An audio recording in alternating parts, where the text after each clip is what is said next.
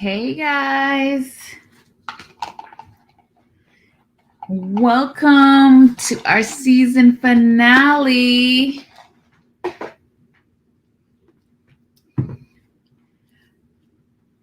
It has been 22 episodes. We are now 22 episodes in.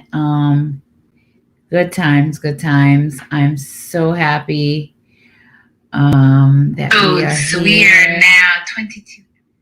Yay. All right, so let's see. We share this.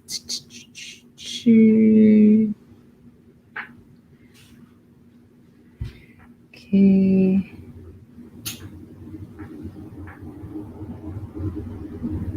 All right. All right. We are here, ready to go. Let's get suited up here. All right. It's always something with this hair, but I am grateful for it. Okay.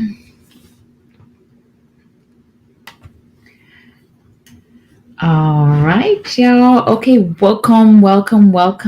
Episode 22, our season finale. It has been awesome year, awesome season. That is, it feels like a year because it's been so. It's been a lot of emotions. A lot of growth, a lot of feelings, highs and lows. It's definitely been a great experience. And I hope you guys have enjoyed it as much as I have enjoyed it, being here and sharing with you. As I always say, that I welcome you because as I am sharing and helping you to learn, I'm learning in that same space. And so I'm so grateful for the opportunity that I have. Today's episode, I wanted to talk about something that just kind of veer into what we're going to cover in season 2. And that is to talk about my journey as a lawyer. We talked about love and just a couple of things that I can say, that I could say that are my strongholds or my takeaways, not necessarily, takeaways, right? Or things I hold true and things that I want for you. And I'll start with that before I go into the journey become I am, right? First thing I want for you is I want you to seek a man whose heart is after God. And y'all, I have to take my notes because I can tell you right now, like my brain is on with just flux with so many emotions that I have to take notes in order to even function. So my first point that I have for you is to seek a man whose heart is after God, because then you will save yourself a lot of stress and a lot of heartache, right? Because he does not answer to you or no man. He answers to God, and he takes that very serious. Learn to look for something of substance beyond what the eye can see. Okay, we talked about that before, falling in love with character, not that physical appearance, because that will break your heart. Trust me.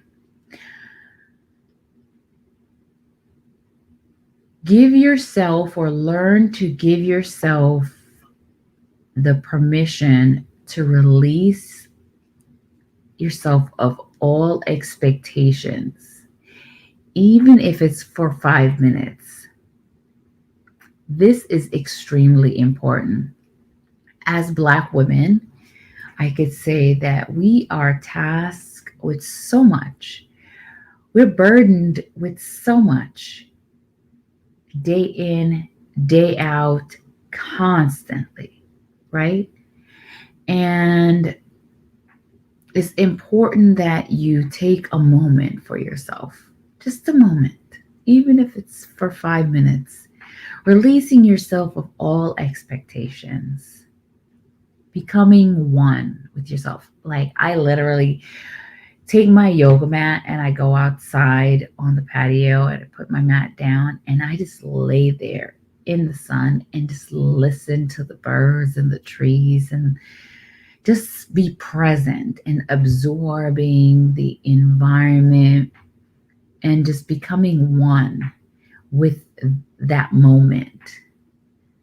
Um, Not trying to change anything or modify anything, but just being one, becoming one in that moment with that moment.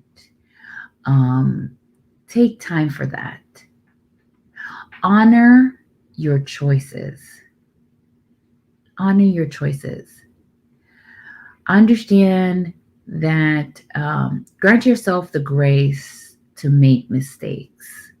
And I want to address those two kind of like all in one, right?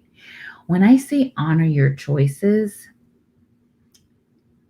we have to accept that we make the best decision in the circumstances, under the circumstances that we do when we do it, right? And in honoring your choices, you say, you know what?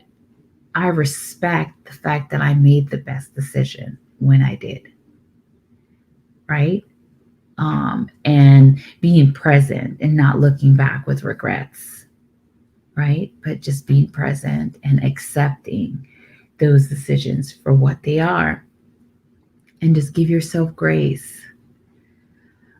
We put so much burden on ourselves, whether it is to be perfect, as we talked about before, or it is to just, having to meet everyone else's expectations for us, right? We put so much on ourselves.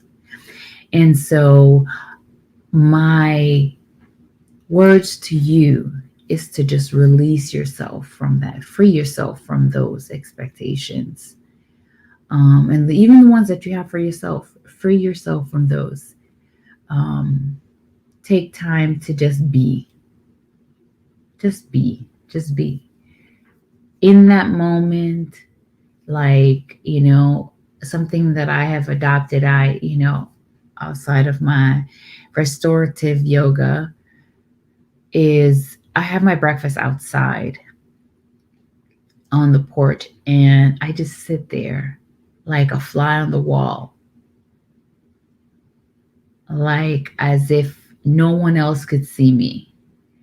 And I fall in the presence of the birds and and take on like their freedom and the space that they live in, that carefree, like they don't even look for like worry about food, you know? Like they just live. They're free in that moment. They're just free. And so I just become one in that space and just observe it and appreciate it. And so I give that to you. I want that for you.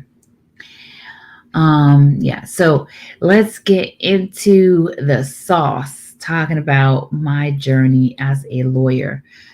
And I could tell you, a lot of people, they see the end product, right? And they're like, wow, like gosh, like she's so successful, and they forget that, sometimes the journey isn't so clear cut and clean, and sometimes when you're looking at the finished product, You fail to take into account that it was once really rough, right? Even with diamonds, right? Diamonds, you see a diamond at the beginning stage, right? And it looks nothing like the finished product. Absolutely nothing, right? Um, and so, we often just kind of mistake that. And so I get that a lot. I get people say, oh, you know what? I mean, you look like you got it all together. And I always look at them like, oh, yeah, little do you know. Um, and so it's very important for us not to judge a book by the cover, right? Because a journey is made up of so many ups and downs. And we don't know. We won't know, right? We won't know. And so it's really important for us not to assume. And so for me, I had something that I had with, as far as like my journey. Um, so I didn't go. I was non-traditional, and I really hate that word, but I only use that term for identification, right? Um, I let's see. Yeah, so I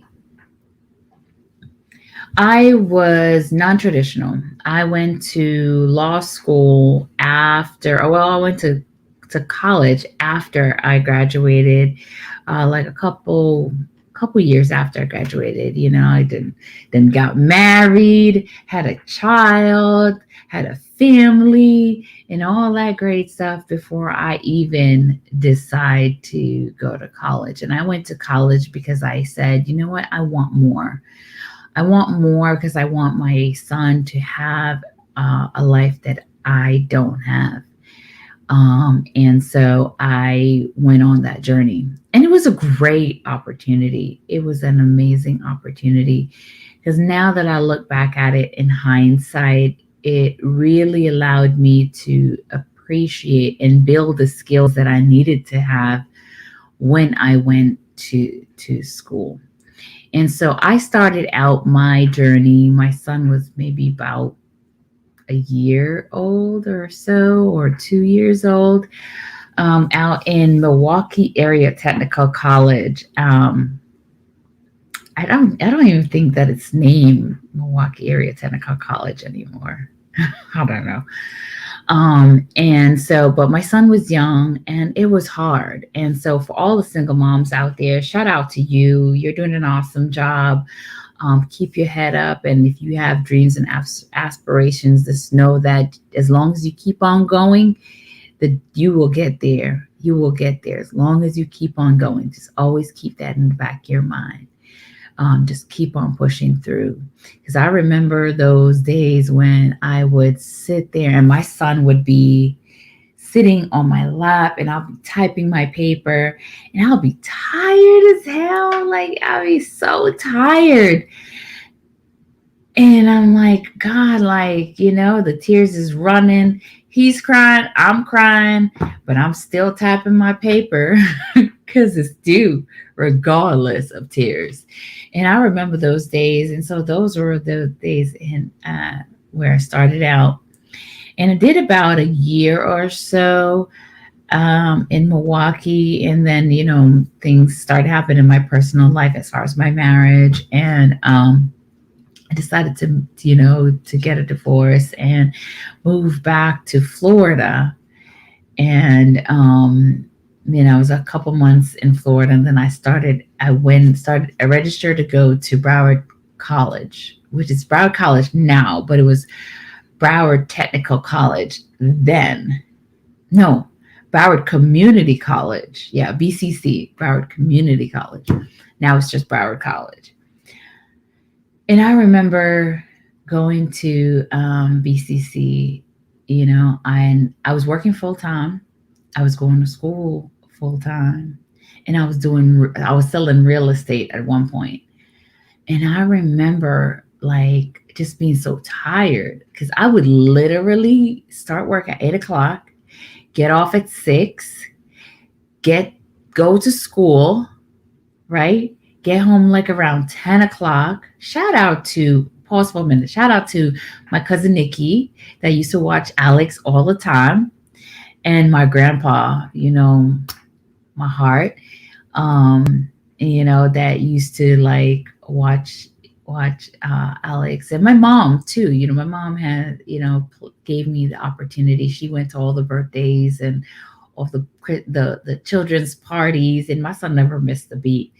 And my stepdad, all just kind of like played a role. That was my village. And so shout out to y'all for, stepping in and filling in that role, because that was pivotal. But I remember just being very exhausted during that time. It was a lot. Just it was mentally exhausting. And so if you are in that moment, if you are at the beginning of your journey, and those feelings of exhaustion, just know that it gets better. It does get better. I promise you. It's not going to feel good in that moment, but it does get better. Um, and so I did that. Then I moved from. I was working at Loman's. I don't know if y'all remember Loman's, but Loman's was out in Boca. And I was working at Loman's, and then I got a call from my ex manager at Claire's. I don't know if Claire's still out by Sawgrass, but I was a store manager of that store out at Sawgrass, and I was doing that. And I remember everything was good the first couple of months. And I was still going to school. I had moved from the Coconut Creek school to the school down in Davie. And I remember um, I was going to school full time, had all my classes, and it was so like I was like, okay, things are good. I'm close to home. I can get home earlier, um, and so I could spend time with my son. And then, of course, like everything else in life, the closer you get to the pole, right, the more disruption you're going to face.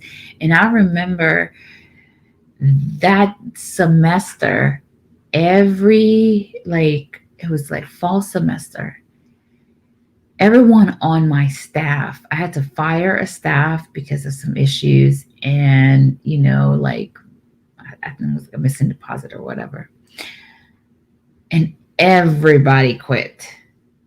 And it was insane. I was opening the store, I was closing the store, and my classes just fell apart. Like I had to withdraw from majority of my classes. I couldn't transfer because I was actually getting ready that last semester to transfer out to Nova for my bachelor's. And I remember I had to withdraw from all my classes. And I was so disappointed because, oh, I forgot to tell y'all. No, let me back up for a minute. The first year that I had at Broward College, I did an entire year under an AA track, right? No, an AS track, right? Associate Science track. And it's not transferable. And no one told me. And I was in the office like every month, which I gotta say, like, listen, Broward College, y'all need to do better. Okay. I don't know if y'all doing the same thing, but if you are, you need to do better, because the students shouldn't be in your curriculum for an entire year and on the wrong track. Okay. And so, anyways, so that's my diversion. But I was on the wrong track and I had to start over. So I had to start over, and then then I got a new job at Sawgrass, right, with Claire's. And then that year all my staff quit, and I couldn't get to transfer to Nova. And so I was back one more year. And so it was like 2 years back to back. And I was like, you know what? I'm not giving up. I don't care. I was like, I'm gonna like I'm gonna die trying, but I'm gonna get there.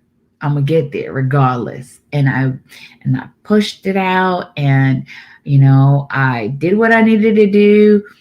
I ended up leaving Clears because I was like, I can't.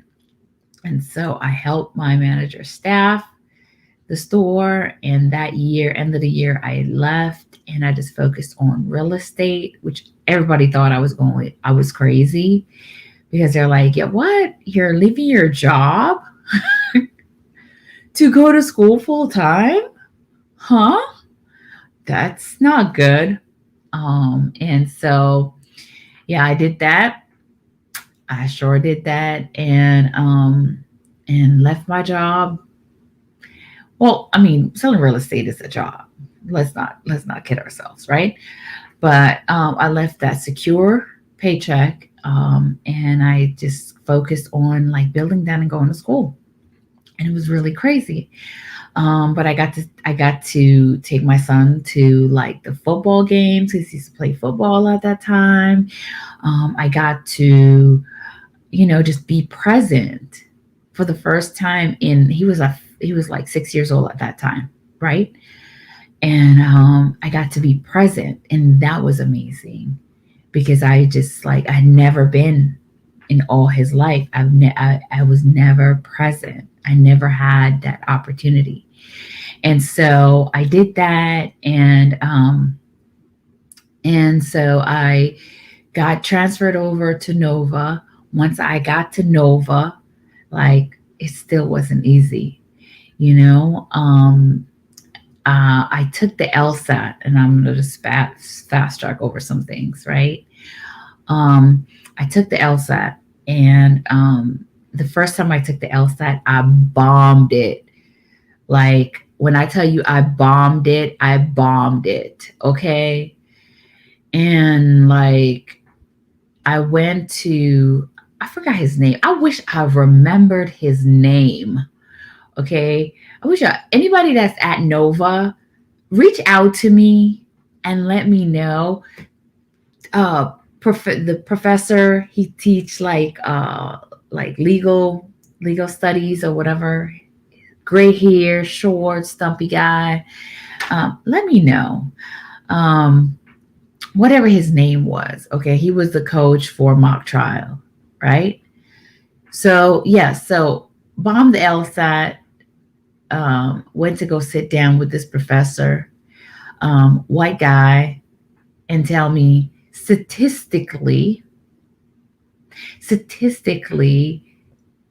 people who score that score, my score on the LSAT, are not successful in law school. So I should consider another career.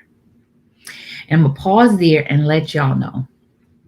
Okay, um, I killed it in law school. Okay, if you were in my law school class, am I lying or am I lying? Right. Okay, I killed it on the bar. Okay, smashed it. All right. So statistically, I murdered both of them. But anyways, um, I say that to say, don't let anybody count you out. Don't let anybody tell your story. Because when it comes down to it, it's you and God. All right? It's you and God, no one else. No one else. So don't let anybody write your story. All right? I don't give a damn what the stats are. I said what I said, I'm going to do it. All right? And so that's the mindset that you need to have, right? Understand that no one knows. Because I tell you, God will have you go on your journey so that you could pick up the tools that you need. Maybe it's not for you, but it's for somebody else down the road, right? And so don't let anybody tell you about stats. So, oh boy, tell me that I couldn't, but I did. All right. And so I applied for law schools. I applied. I got so many rejection letters. Okay. So many rejection letters. I did retake the LSAT and I did do better. And I learned something during Kaplan, something that I never paid attention to. Why people are taught something totally different than us. And I'm gonna say people who are trained in private institution are different than people who are trained in the public institution. Okay?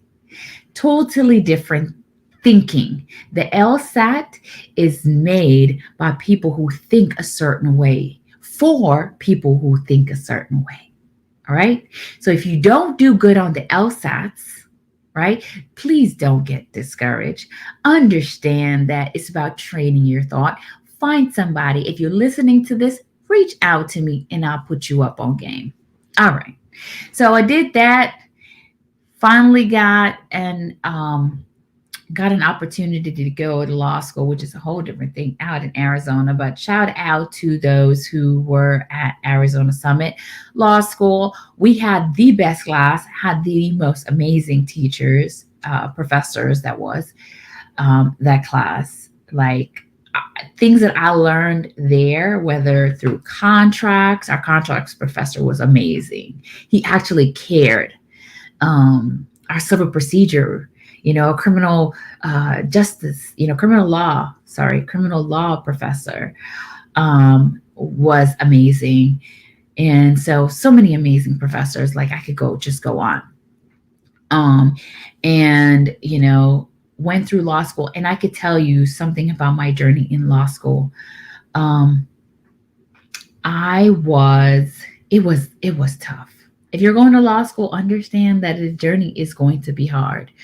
Um, but one thing that I did while I was in law school, because I'll tell y'all a little bit about a snippet about how it is, right? So we would get like texts, like to read cases, like it'll be like that thick, okay? And you would have to read the cases and brief the cases, right? And be able to discuss the cases, right? The next morning. So you would get home, like I would get home like around 6 o'clock, right? I'll pick up Alex and get home like around 6 o'clock and have to do stuff like make dinner and all of that good stuff that you do as a single mom, right? And then sit down and read through the cases, highlighting and briefing the cases, right? So I would go to bed like around 3, 4 o'clock and then have to wake up at 6 o'clock the next morning, bright and early, smit faces, and have to get Alex ready for school, take him to school, and then come back and doing the same thing all over again, right? And so it is hard. But I'm going to tell you something, when life gets hard, okay, it's time for you to gear down and focus, right? Something that I did is I went into my prayer mode, right? I prayed and I fast, and I was the strongest I've ever been in my entire life. You know, my entire life. I don't think I have ever felt that type of strength my entire life. And that goes to the fact something that we take for granted is the power of prayer. Like my A team out there, y'all could attest to this, us studying, like before we cracked open that book, we prayed. We prayed and we covered ourselves, before I'll go in for my exam. Because y'all, it's like we had midterms, but our final exam was it. Like, that's it. You get one test, and if you fail that test, you fail that class, and so it was not easy. And so before like finals time, I fast and I prayed and I studied and I cut off. I didn't cut the music. I censored the music that I listened to. I censored who I spoke to. I censored who I'm around. Like, I was like religious with it, and I think in order to get to that level of success, You need to have like that tunnel vision. I don't see nothing. I see nothing. All I see is my goal, right? All I see is my goal. And I'm drilling down. I'm drilling. And I'm using that term drilling because that's exactly what it is, right? It's like the you just get deeper and deeper focused, right? You just drill down until it's like you see nothing in sight. You eat, breathe, sleep it, you know? That's what you need in order to become that to reach that level of success, right? You gotta eat, breathe, sleep it. When I was studying for the bar, um, I was like I studied for 12 to 14 hours a day. Okay, my mom could attest. All right, I would sit down. I would wake up in the morning and I would eat my breakfast and I would sit down and I would study there. I didn't even take pee breaks. Now, I'm not encouraging this because, it's not a healthy way of being, but I was focused. I put my mom on a schedule. No one could interrupt me. And I had to work through Christmas and Thanksgiving, right? Because I took the February bar. And I was like, I had to gear down into it, right? Like when I left, my mom dropped me off at the airport.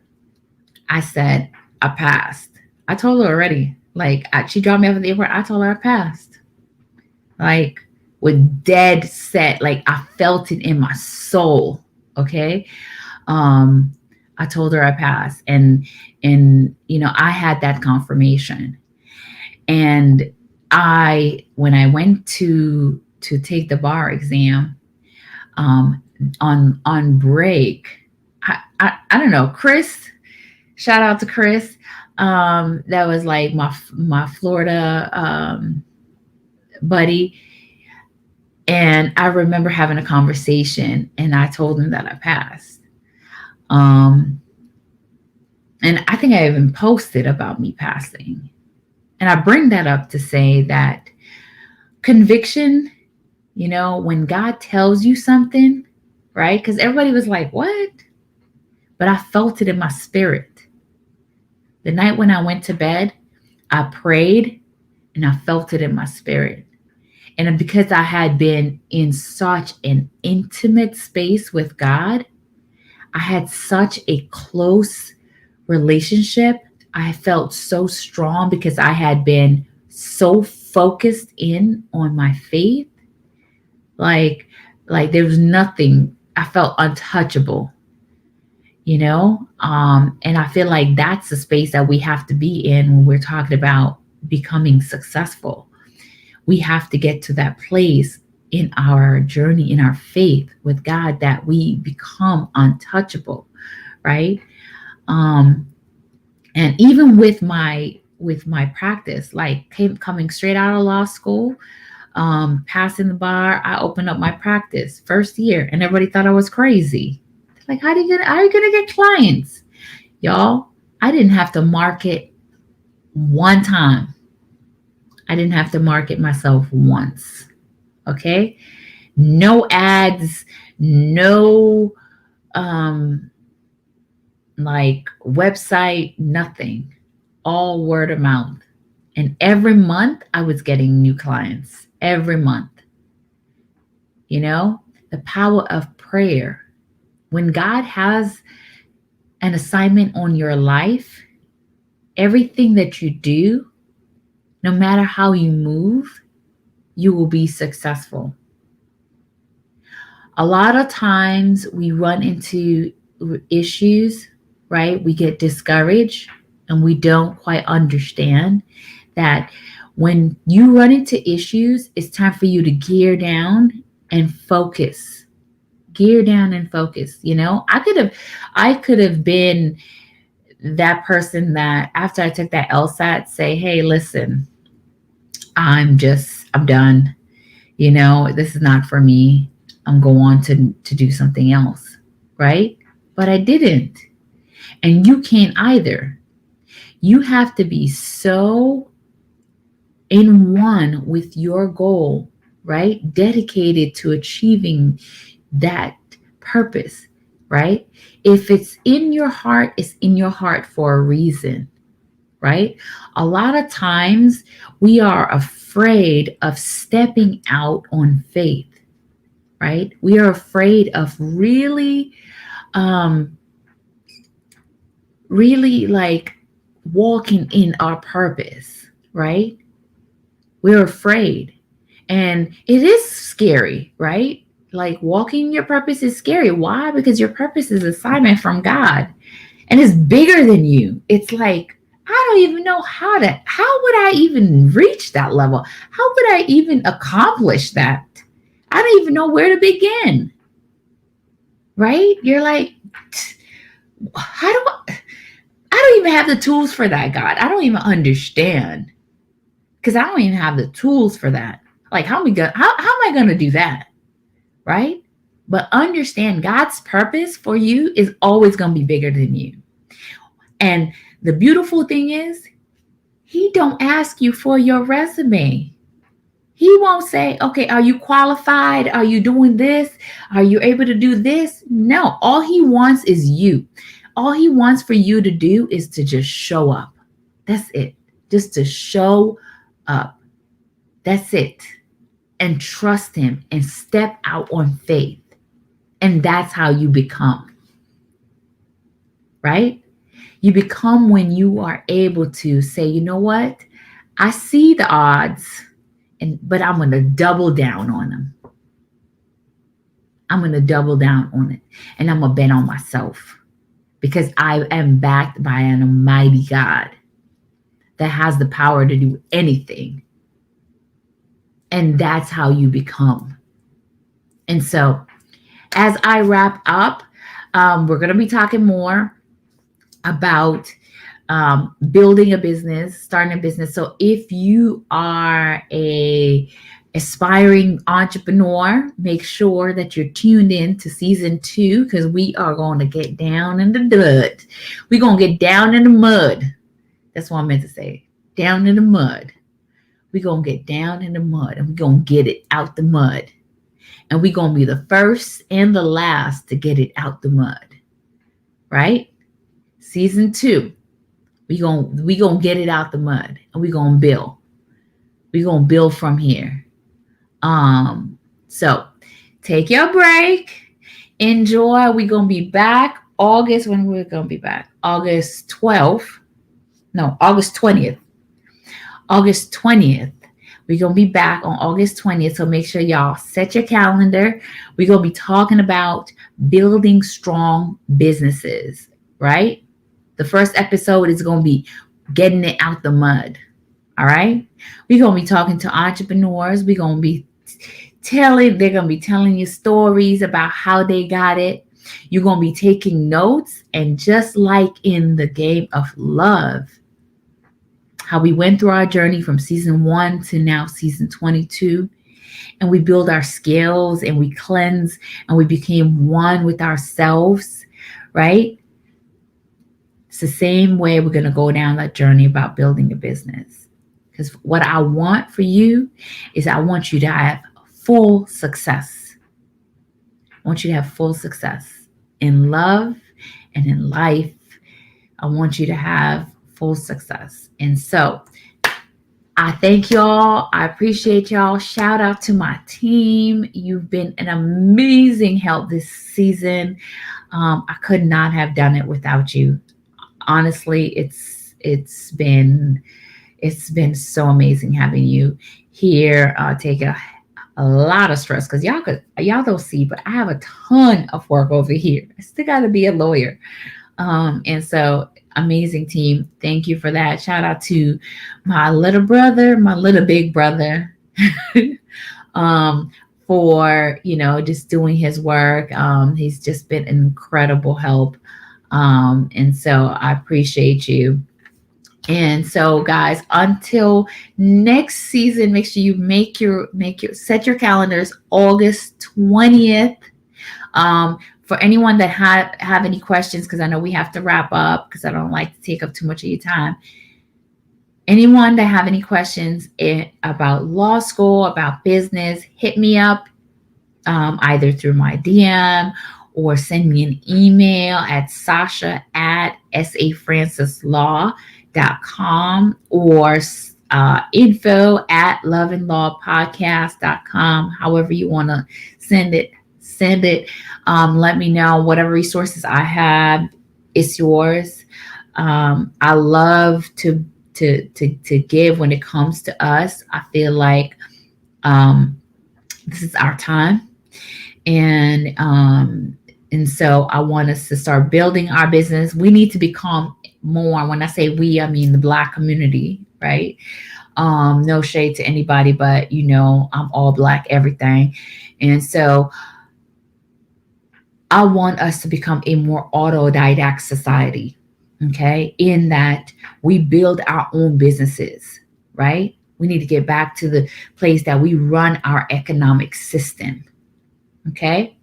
And so, if ever I could be of help in any way, hit me up. That's my goal, and that's the goal of season 2, is to help us get it out the mud and to be the first and the last to get it out the mud. So, until next time, peace and love.